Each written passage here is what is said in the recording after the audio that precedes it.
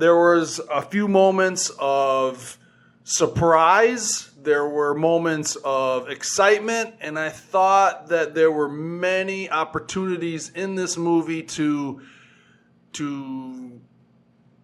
take advantage of great opportunities. And I thought time and time again, all the way up to the very end, I was disappointed. When the movie ended, I was disappointed. I looked around at the people in the theater and nobody seemed to be very excited about what they had seen. I didn't want to be a party pooper. I do have a tendency to be overcritical of things. I do sometimes root for the underdog too much.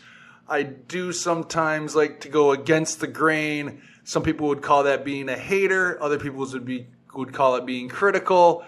Whatever it may be, sometimes I have a tendency to go, if I think everyone thinks it's positive, I'm going to try to find a way that it's not. So I didn't want to be that way. I wanted to be objective with my breakdown. But I remember in the escalator, I asked my wife, hey, what did you think? And her response was, what do you think?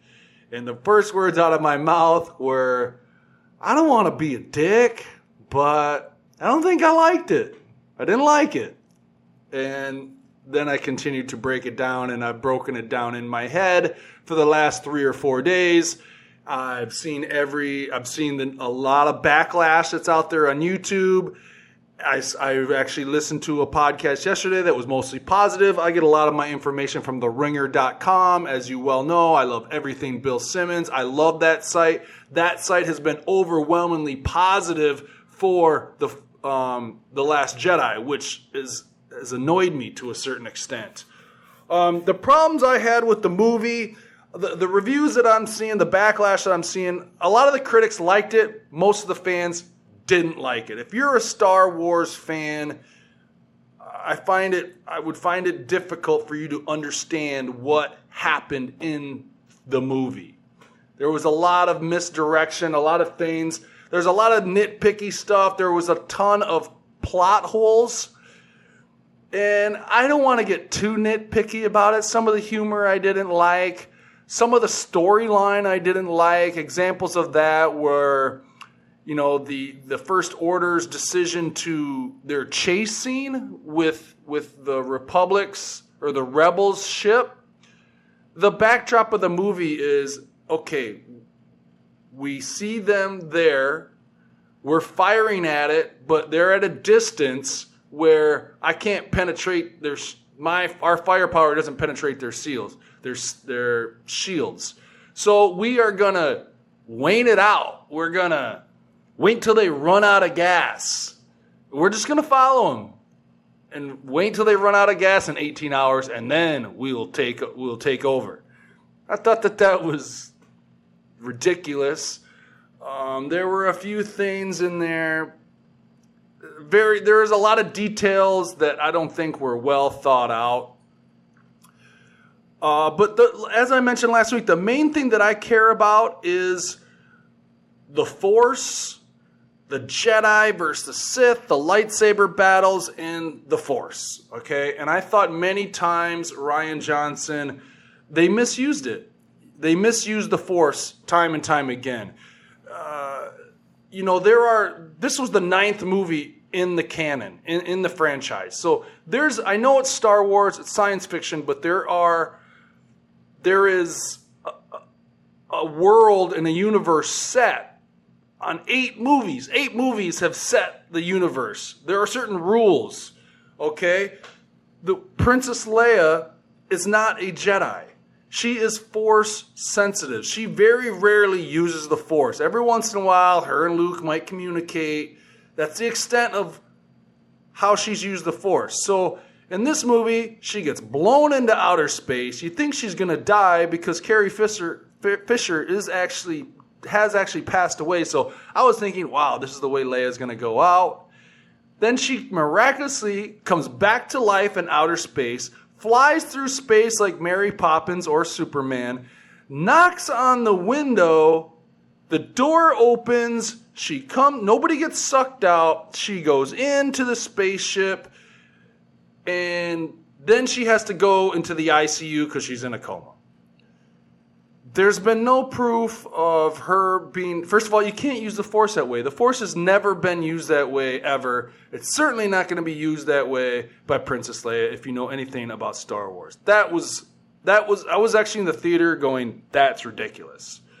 Also, the last scene with Luke Skywalker, he holograms himself into the battlefield and then he has this whole conversation with Princess Leia, kisses her, gives her the fuzzy dice, Han Solo's fuzzy dice, the gold dice that is, goes out, fights Kylo, then we realize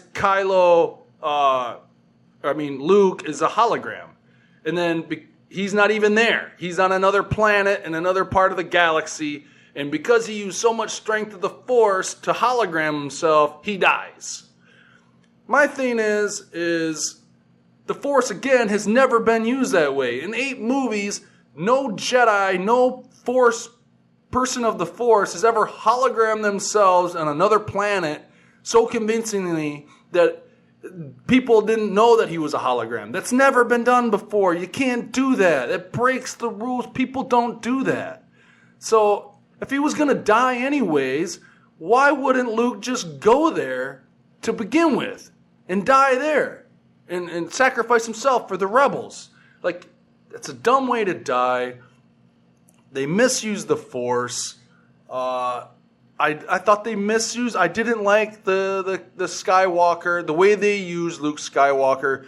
Again, this is a universe of... It's been in 8 movies. Luke Skywalker is the main hero of this franchise, okay? The main hero. The whole point of The Force Awakens was he left a map for us.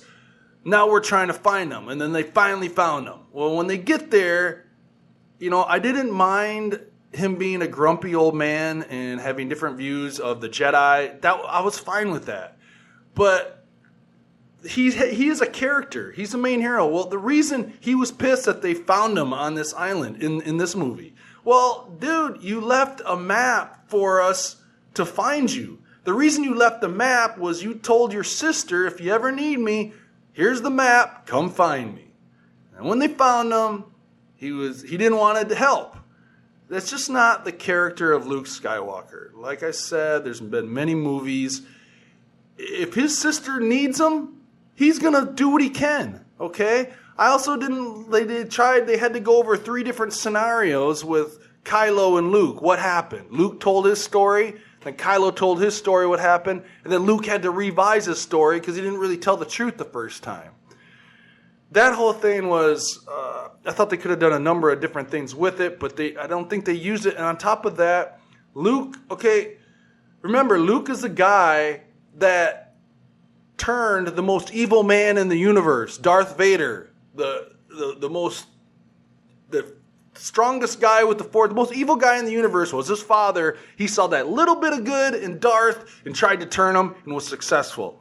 So you're telling me now that he is going to try to kill a kid who is not just a kid, but his nephew, not just his nephew, but the daughter of his the son of his sister and best friend? He's going to kill him in his sleep because he saw a little bit of darkness in him? That's not in his character. The character, it's just not believable. It's dumb.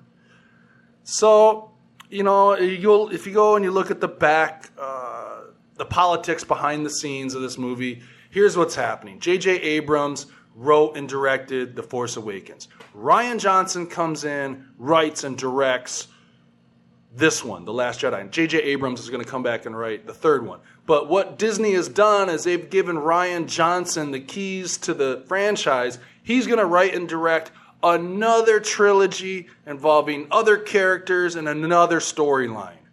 Okay? So it was obvious to me that Rian Johnson didn't like what J.J. Abrams had set up for him. So he destroyed a lot of the stuff. Like, he killed Snoke. He didn't address the lightsaber. He didn't put the girl, the know-it-all kind of Yoda-esque girl in the first one. She was barely in this one. He switched the story up quite a bit.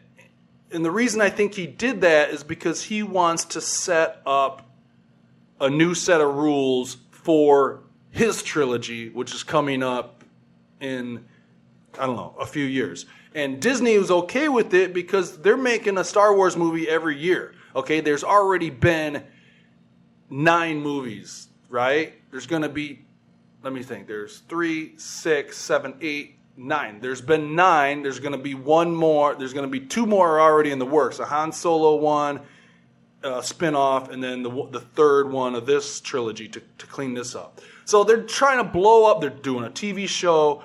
They're doing a whole nother trilogy. How many spin-offs are they going to do? There's going to be at least 10 more of these things, all right? So Disney is they need to deviate from the storyline. It can't just be the Skywalker bloodline. It can't just be 2 evil guys against the rest, the good guys. The good, the story's getting a bit repetitive. So I do not mind change. I don't mind change, but I thought they could have done the change. I expected that more of that in the first one.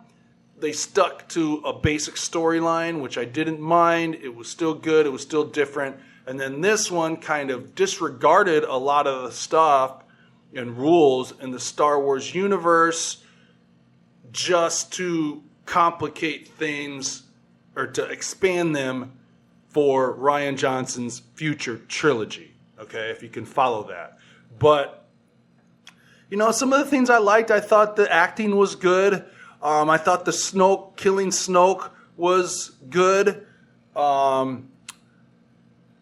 I said, there was numerous opportunities to capitalize on it. But, just before I go into some questions here, couple things. Okay, now Rey, her parents, one of the big questions were, I thought there was going to be a huge backstory on where Luke's lightsaber has been. Remember the flashback? There was a big point of, that's his lightsaber, let's get it back to him. They didn't even talk about that. My thing is Rey has had basically no training, Jedi training whatsoever. So her parents aren't a Skywalker, they're nobody, okay? And I think the reason they do that, part of this new storyline is going to be, you don't have to be a Skywalker to be a Jedi, which we already knew, but you can come from nothing and still make something great of yourself. I don't mind that storyline. But what bothers me is in The Force Awakens, Rey has had no Jedi training. So Kylo Ren is a direct descendant of Darth Vader, right? He's the grandson of Darth Vader. He's the nephew of Luke Skywalker. He was trained by Luke Skywalker. So you're telling me somebody's going to come in without a background and with no training and come in and beat Kylo Ren? And still, now, after this movie, she's had 3 lessons from Luke Skywalker. Hardly any training, and she's still fighting Kylo Ren to a standstill. Remember how hard it was for Luke to get his X-Wing fighter out of the moat in the Dagobah? He could barely balance rocks. In The Empire Strikes Back, meanwhile, at the end of this movie, Rey is able to move all the stones so the rebels can get out of the cave. It's just not enough. The whole point of the Jedi is they have to be of sound mind, of sound body. They have to have a lifelong commitment to be a Jedi. Well, this girl now has had 0 training, but yet she's the strongest one at the Force, and she's beating people who have trained their whole life, that have a pedigree of being, a Skywalker pedigree. It's just, if they just would take the time to train her, harness her, there's no, and you know what I mean? So I also think that, they didn't take the time to train her at all, yet she's the strongest in the Force. Now, also, this is good versus evil, right? This is Star Wars. This is basically a kiddie movie. We don't need to overcomplicate it. They definitely overcomplicated it now because what you have now is Kylo is the official bad guy. As much as I liked Adam Driver's performance, as much as I liked I like the character. I don't think he should be the lead bad guy. Why? Because he's conflicted. The reason I like him is because I keep thinking he's going to turn good, which is not going to happen now because he's done too much shit. But he kills his dad, but he doesn't want to kill his mom. There's good in him. He kills the leader bad guy. He has such an affection for Rey, but he still wants to rule the universe. He's throwing temper tantrums. He's made several strategic mistakes because he's emotional. So he's an unstable bad guy. So that's what we have now. We have an unstable bad guy who's not a great villain. And now we have the girl who's not trained. So it's a mess that they're going to have to clean up in the third one. Those are the storylines that I didn't like. Let's get into some questions because there were some Twitter questions for me, and I wanted to address those. Okay, first question is from The Game at Degenerate John. Asks, I felt that The Last Jedi was too Disneyfied. Too much. And that Leia scene, you know the one I'm talking about, humor, slapstick, and too much fan service. What about you? What did you think about it? Well, that it's basically they're trying to redo the universe. They're trying to redo the world because they got to make a ton of these movies. They disregarded what's been established over 8 movies, I think, too much. They're trying to make it too complicated. Like now it's like not about the good versus evil, but now you have a complicated villain, and because this war has been going on for so long, the underbelly of that is selling the arms. People are making money, getting rich. They're trying to do that, which, it's Star Wars. Good versus evil, right? Calm versus impulsive behavior. That's the basis of Star Wars. Okay, from Mark and Bong at What's Up Marky. Where does the lightsaber battle scene featuring Rey and Kylo Ren and the Supreme Leader Snoke's Hall rank in your list of top saber battles of all the Star Wars episodes? It's right up there. I would probably rank it anywhere from 1 to 3. I would say the Darth Maul taking on 2 Jedi. I would say Vader chopping off Luke's arm is probably number 1.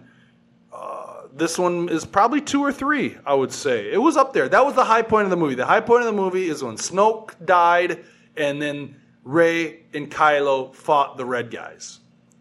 After they won, what happened after that I thought was completely stupid. But next question from Mark and Bong at What's Up Marky. If you could redo a scene, different characters involved, different dialogue, or different outcome, which one would it be? There would be 2.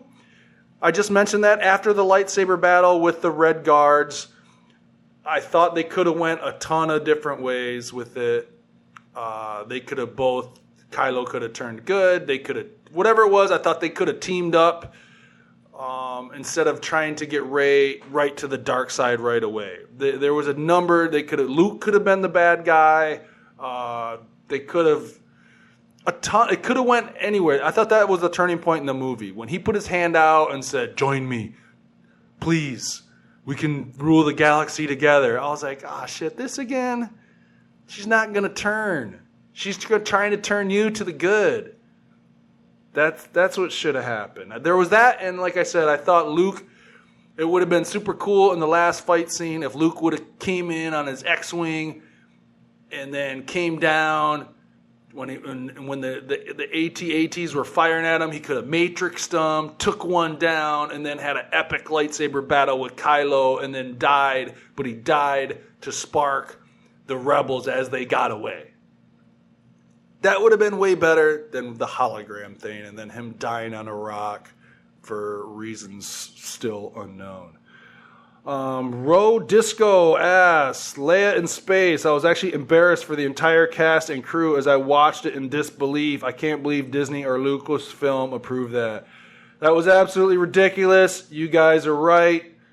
Couldn't agree more. So that is my assessment of The Last Jedi. I liked it. I mean, I did not like it. And a matter of fact, I think I'm out on the Star Wars franchise. I just am. I'm a 43-year-old man. What I want Star Wars to be isn't going to be anymore. I'm not excited for the Han Solo spin-off. I'm not excited for Episode 9. And, you know, for me, it takes me an hour to get to this. I block off a day. I spend it away from my kids. It takes me an hour to get to the theater. You watch a 2-hour and 40-minute movie, which I thought was too long. They could have cut out they could have cut out a lot. There was a ton that they overextended on, I thought. And then an hour to come back. I mean, it's a whole afternoon. I don't think I don't have it in me to do it anymore. So it's sad. I grew up in Star Wars. In the prequels, even though the first two were sloppy, I thought they were going to piece it all together and put it together in Revenge of the Sith. I waited years for that, and then when they fucked that up.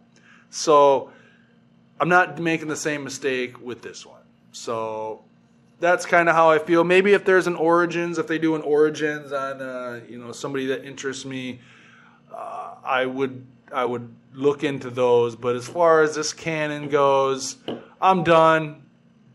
Sorry, Star Wars. You got a lot of my money through the years. I can't give you any more.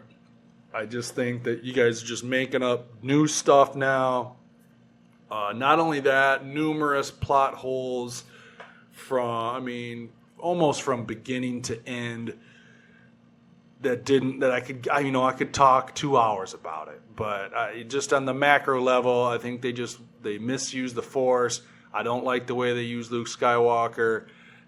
I don't like the bad guy. I like the bad guy, but he shouldn't be the main villain. Rey, I like her too.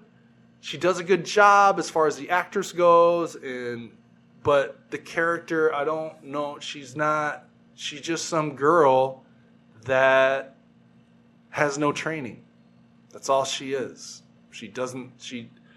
It's hard to root for her. I mean, it's hard. That's all I can say. So let's move on. Done with Star Wars.